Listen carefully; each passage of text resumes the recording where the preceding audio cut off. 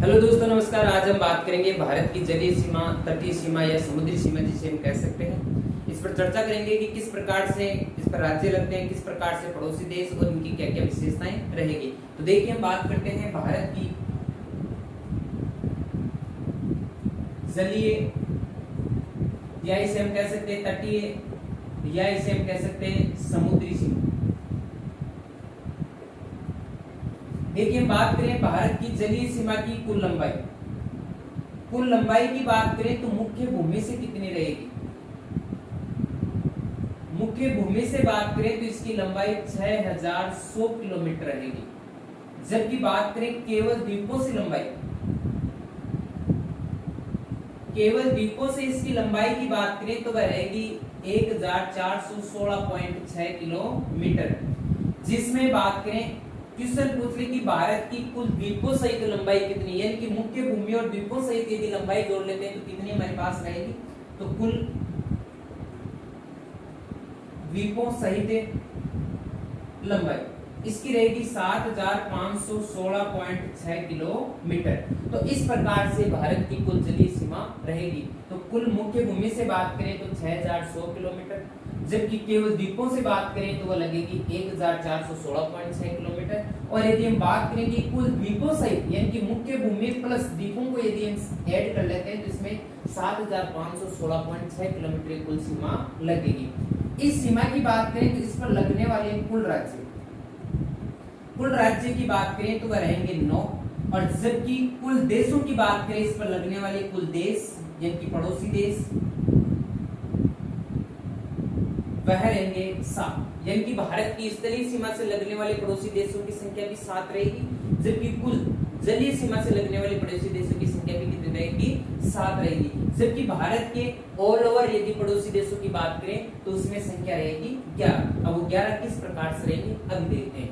तो देखिए, भारत की मुख्य भूमि से कुल लंबाई रहेगी 6100 किलोमीटर। केवल द्वीपों से बात करें तो 1416.6 किलोमीटर। और टोटल की बात करें तो वो 7516.6 किलोमीटर रहेगी, जिसमें कुल राज्य 9 और पड़ोसी देशों की संख्या की बात करेंगे तो जलीय क्षेत्र से 11 लगेंगे। तो हम बात करते हैं किस प्रकार से हमारी जलीय सीमा रहेगी। इस प्रकार से अपना ये दक्षिणी भारत का क्षेत्र है। जहां बात करें, भारत के दक्षिण में विद्यमान रहेगा हिंद महासागर। यानी कि भारत किस महासागर से जुड़ा हुआ है तो हिंद महासागर। हिंद महासागर की बात करें तो पूर्व में बंगाल की खाड़ी रहेगी, और पश्चिम में बात करें तो अरब सागर है। जी, बात करें भारत के दक्षिण में विद्यमान, यानी कि भारत के जो 3 तरफ से जल से घिरा हुआ एरिया जो रहेगा वह हिंद महासागर से रहेगा, जिसमें पूर्व की बात करें बंगाल की खाड़ी और पश्चिम की बात करें अरब सागर। अब इस पर लगने वाले राज्यों की संख्या जो रहेगी भारत के तटीय क्षेत्र से वह 9, जिसमें यहाँ आएगा गुजरात, गुजरात के बाद महाराष्ट्र, महाराष्ट्र के बाद यहाँ गोवा, गोवा के बाद बात करें कर्नाटक, कर्नाटक के बाद बात करें केरल। इसके साथ साथ बात करें यहाँ तमिलनाडु, तमिलनाडु के बाद बात करें आंध्र प्रदेश, आंध्र प्रदेश के बाद बात करें ओडिशा, और ओडिशा के बाद यहाँ रहेगा पश्चिम बंगाल। तो इस प्रकार से भारत के जलीय क्षेत्र से लगने वाले ये 9 राज्य रहेंगे, जिसमें गुजरात, महाराष्ट्र, गोवा, कर्नाटक, केरल, तमिलनाडु, आंध्र प्रदेश, ओडिशा और पश्चिम बंगाल। इस तरीके से हम बात करें तो ये तटीय क्षेत्र या जलीय सीमा 2 तरीके से विभक्त रहेगी। इस तरफ पश्चिमी जलीय सीमा और उस तरफ पूर्वी जलीय सीमा। तो पश्चिमी जलीय सीमा की बात करें तो ये अरब सागर से लगने वाले तटीय क्षेत्र में राज्य तो गुजरात, महाराष्ट्र, गोवा, कर्नाटक और केरल का क्षेत्र रहेगा। जबकि बंगाल की खाड़ी में तमिलनाडु, आंध्र प्रदेश, ओडिशा और पश्चिम बंगाल रहेगा। इसके बाद बात करते हैं कि पड़ोसी देश पर कौन कौन से लगते हैं। इस तरफ बात करें तो पाकिस्तान, पाकिस्तान की बात करें तो ये स्थल से भी लगता है और जल से भी लगता है। इसके बाद बात करें यहाँ हिंद महासागर का मोती जिसे हम कह सकते हैं श्रीलंका। इसके बाद यहाँ इंडोनेशिया, इसके बाद इधर थाईलैंड, इसके बाद यहां लगेगा बांग्लादेश, और इसके बाद बात करें यहां लगेगा म्यांमार। तो इस तरीके से भारत के जलीय क्षेत्र से लगने वाले ये कुल 7 पड़ोसी देश, जिसमें पाकिस्तान, इधर बात करें आपकी Sri Lanka, Indonesia, Bangladesh, Myanmar, Thailand, ये हो गए 6 और एक रहेगा इधर मालदीव। तो इस तरीके से भारत के कुल 7 पड़ोसी जलीय क्षेत्र से लगने वाले देश रहेंगे, जिसमें से पाकिस्तान, बांग्लादेश, म्यांमार, ये 3 देश ऐसे हैं जो जलीय और स्थलीय दोनों सीमाओं से सीमा स्पर्श करते हैं। इस कारण से हम बात करें कि भारत के कुल 11 ही पड़ोसी देश आते हैं, क्योंकि ये 3 देश ऐसे हैं जो स्थल में भी काउंट होंगे और जल में भी काउंट होंगे। तो इस प्रकार से ये हमारे पास भारत के जलीय क्षेत्र से लगने वाले पड़ोसी देश और उनके साथ साथ ये हमारे राज्य रहेंगे। अब हम बात करते हैं कि अरब सागर में इधर विद्यमान है लक्षद्वीप समूह, इस प्रकार से द्वीप रहेंगे, तो ये रहेगा लक्षद्वीप समूह, और इस तरफ रहेगा यहां इस तरीके से अंडमान निकोबार।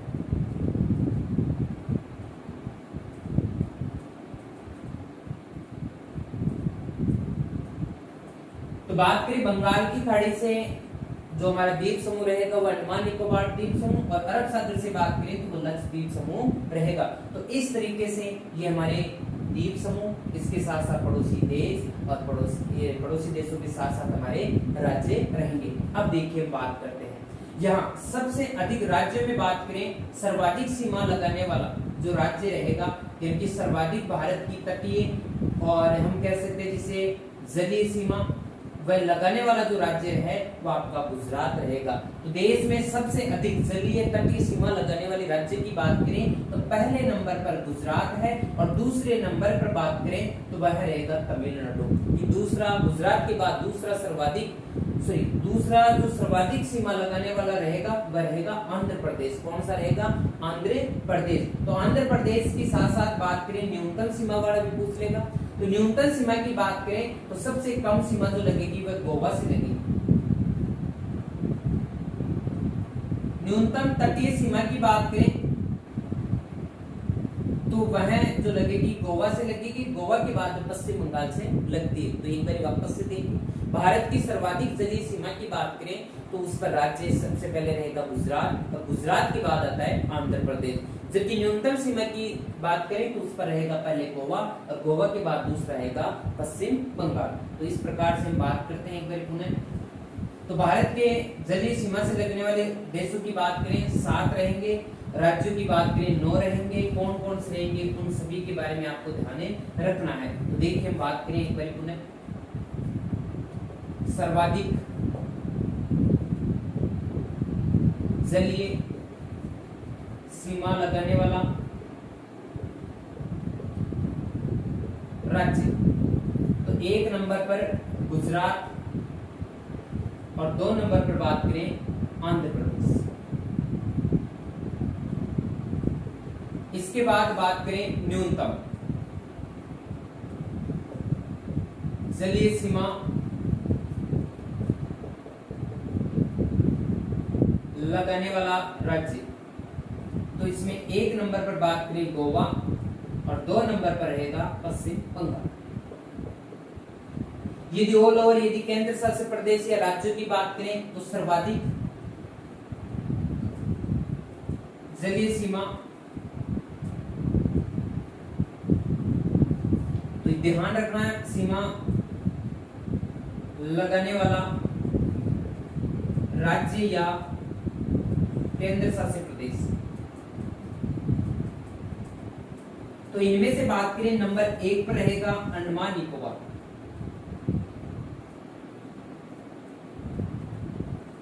और दूसरे की बात करें फिर आ जाएगा गुजरात।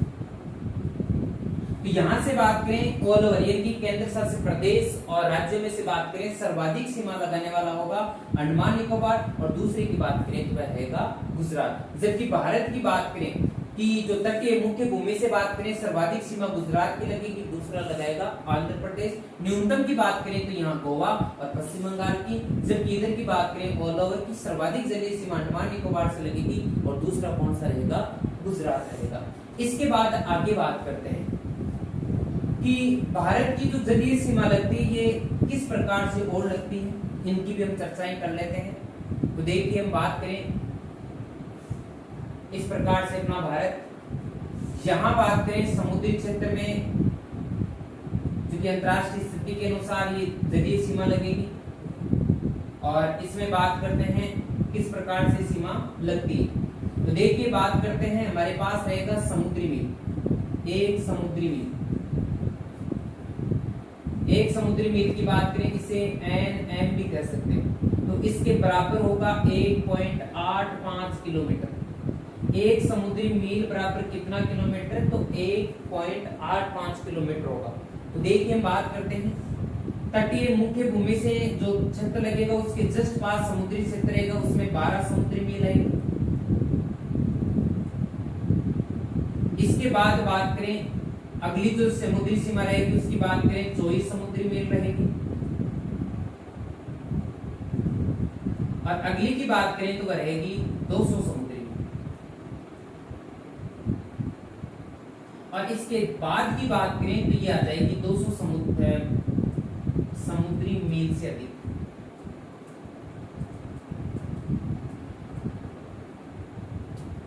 तो इनकी बात करें इन्हें किस किस नाम से जाना जाता है। तो समुद्री क्षेत्र की बात करें तो 3 तरीके से सीमा विभक्त रहेगी अंतरराष्ट्रीय स्थिति के अनुसार, जिसमें 12 समुद्री मील, 24 समुद्री मील और 200 समुद्री मील और 200 समुद्री मील से अधिक। तो यहां बात करते हैं, इस क्षेत्र को बोला जाता है प्रादेशिक सीमा क्षेत्र।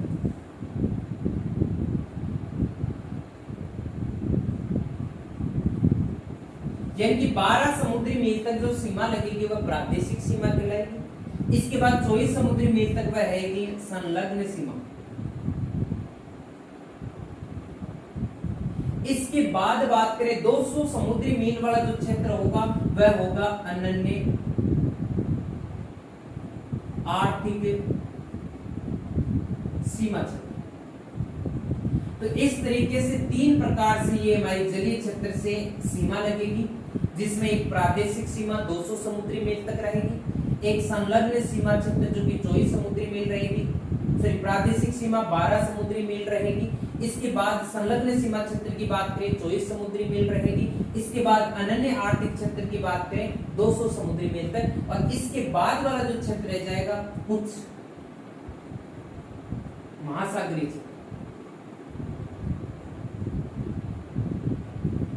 तो उच्च महासागरीय क्षेत्र की बात करें तो यह रहेगा 200 समुद्री मील के बाद। इस पर बात करें किसी भी देश का जो होगा पूर्णतः अधिकार होगा, तो इस पर ध्यान रखना है पूर्ण अधिकार होगा। क्वेश्चन पूछ रहे किसी भी देश का पूर्ण अधिकार समुद्री क्षेत्र में होता है तो उसके तटीय क्षेत्र के आसपास 12 समुद्री मील तक रहेगा। तो भारत के अधीन जो पूर्ण अधिकार वाला समुद्री क्षेत्र है वह प्रादेशिक सीमा क्षेत्र होगा। जबकि संलग्न सीमा क्षेत्र की बात करें तो इसमें जिसे बात करें वित्तीय राजकोष ये हो सकता है। इसके साथ साथ बात करें आपके पास सीमा शुल्क होगा। इस प्रकार की जो भी किए जाते कार्य वो इसमें किए जाएंगे। अनन्य आर्थिक क्षेत्र की बात करें तो यहाँ संसाधनों का दोहन, इनकी बात करें खोज, इसके बाद कृत्रिम द्वीप वगैरह बनाने का काम, और समुद्र से संबंधित इनके संरक्षण की जो भी रख रखाव जो कार्य कर सकते हैं वो यहाँ तक कर सकते हैं। और इसके साथ साथ बात करें यहाँ परीक्षण वगैरह भी किए जा सकते हैं। तो वैज्ञानिक परीक्षण वगैरह भी जो किए जाते हैं जलीय क्षेत्र में वह अनन्य आर्थिक सीमा क्षेत्र होगा। इसके बाद उच्च महासागरीय क्षेत्र, इस पर किसी का भी अधिकार नहीं होगा, यानी कि ये किसी के भी अधिकार में नहीं है या विशेष किसी देश का इस पर अधिकार नहीं होगा। सभी का समान अधिकार होता है। तो आपका कौन सा है, उनसे महासागरीय क्षेत्र। तो इस तरीके से भारत की जलीय स्थिति के सापेक्ष ये सीमा रहेगी। 12 समुद्री मील तक प्रादेशिक सीमा जिस पर भारत का पूर्ण अधिकार होगा, 24 समुद्री मील तक संलग्न सीमा जिस पर भारत की